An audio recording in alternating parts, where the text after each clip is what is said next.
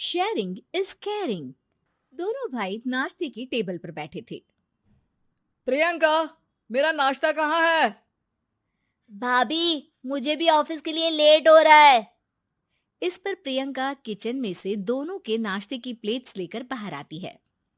लो भाई, आप दोनों का नाश्ता। किसी को भी 1 मिनट का सब्र नहीं है। ये प्रियंका का ससुराल है, जहाँ कोई औरत ना होने की वजह से शादी वाले दिन से ही घर के साथ दोनों भाइयों की जिम्मेदारियां प्रियंका संभाल लेती है।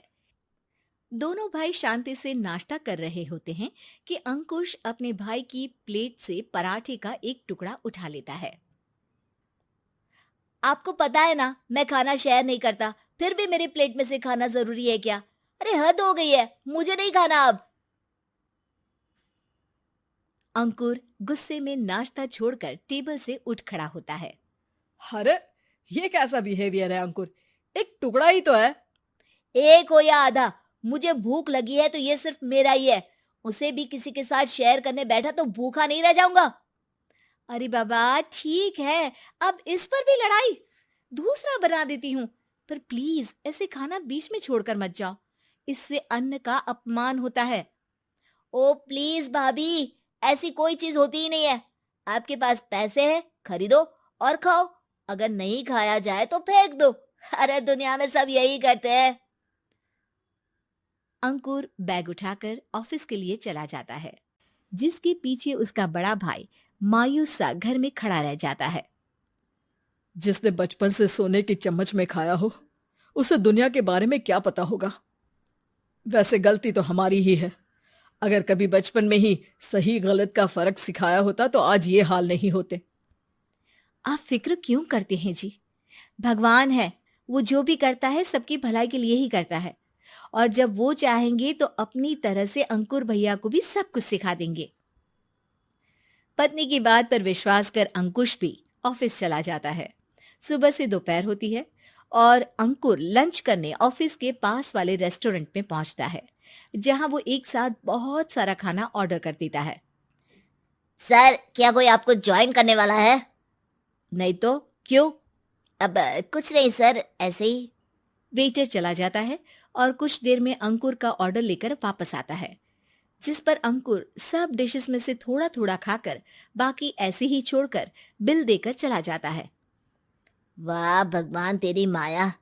कहीं कोई एक एक टुकड़े के लिए तरसता रहता है और ये 5 लोगों का खाना ऑर्डर करके एक का भी पूरा नहीं खाते। पैसे वालों की माया। वेटर टेबल साफ कर बचा हुआ सारा खाना लेकर रेस्टोरेंट के पीछे घूम रहे बच्चों के पास पहुंच जाता है, जिसे देख बच्चों के चेहरे खिल उठते हैं। वाह, आज इतना सारा खाना आया। थैंक यू भैया। भगवान आपको खाने की फैक्ट्री बना दे। अगर ये फैक्ट्री मेरी होती तो तुम लोगों को कभी किसी का झूठा बचा हुआ खाना नहीं खाना पड़ता। चलो तुम लोग खाओ, पर ध्यान रखो किसी को पता ना चले, नहीं तो मेरी नौकरी चली जाएगी। इसी के साथ दिन बीतता है और रात को दोनों भाई एक साथ घर पहुंचते हैं। कुछ देर में सब डिनर करने बैठते हैं, जहां अंकुश अंकुर को समझाने की कोशिश करता है। अंकुर, अगर हमें लाइफ में सब कुछ मिला है, इसका ये मतलब नहीं कि तुम उसका गलत फायदा उठाओ, बल्कि तुम्हें उसकी मदद से दूसरों को भी मदद करनी चाहिए। भैया, जिनके पास नहीं है उनकी वजह मैं तो नहीं ना। और ऐसे बहुत लोग हैं जिनके पास सब कुछ है। इसलिए अगर मैं एक इंसान कुछ नहीं करूंगा तो कोई फर्क नहीं पड़ने वाला। तुम्हारे भैया बस एक चीज समझाना चाहते हैं कि जिस चीज की हमारे पास कमी नहीं है, उसे बर्बाद करने से अच्छा है कि लोगों के साथ शेयर करें। इससे हम सिर्फ सामान नहीं, खुशियां भी बांटते हैं, और इसमें तुम्हारा ज्यादा कुछ तो जाएगा नहीं। भैया भाभी की बात सुन अंकुर कुछ बोले बिना उठकर चला जाता है। इसी तरह दिन बीतते रहते हैं, जिसमें अंकुश और प्रियंका कोशिश तो बहुत करते हैं, पर अंकुर पर किसी भी चीज का कोई असर नहीं पड़ता। एक दोपहर अंकुर सैंडविच खाते हुए सड़क के किनारे चल रहा होता है। तभी उसकी नजर आइसक्रीम वाले पर पड़ती है और वो सैंडविच सड़क किनारे फेंक आइसक्रीम खरीदने पहुंच जाता है। अब इसे कहते हैं जिंदगी का सुख। जैसे ही अंकुर आइसक्रीम लेकर पीछे मुड़ता है, तो एक आदमी को सड़क से वही सैंडविच उठाते हुए देखता है। वो आदमी बहुत कमजोर, गरीब, जैसे बहुत दिनों से खाना ना खाया हो वैसा लग रहा था। अंकुर उसके पास जाकर खड़ा हो जाता है। उसे देखकर आदमी सैंडविच अंकुर की तरफ कर देता है। आपको भी खाना है क्या? क्या हम इसे आधा आधा कर ले? मुझे बहुत भूख लगी है। वो मेरा ही झूठा सैंडविच है।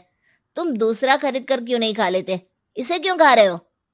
अरे भैया, अगर खरीदने के पैसे होते तो 4 दिन से भूखा नहीं घूम रहा होता। हैं? क्या?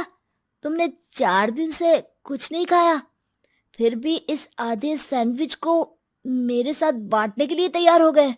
क्यों? अरे भैया, पैसा नहीं है तो क्या हुआ, इंसानियत आज भी उतनी महंगी नहीं हुई, और ना ही उस पर अमीर गरीब का टैग लगा है जो हम उसे रख ना सके। पर अफसोस, आजकल लोगों के अंदर पोषण, खून या विटामिन से ज्यादा इंसानियत की कमी होने लगी है। आदमी की बातों से अंकुर को समझ में आ जाता है कि वो आज तक कितना गलत काम करता आ रहा था। इसके बाद से वो अपनी किसी के साथ शेयर नहीं करने और खाने को बर्बाद करने वाली आदत को छोड़ देता है।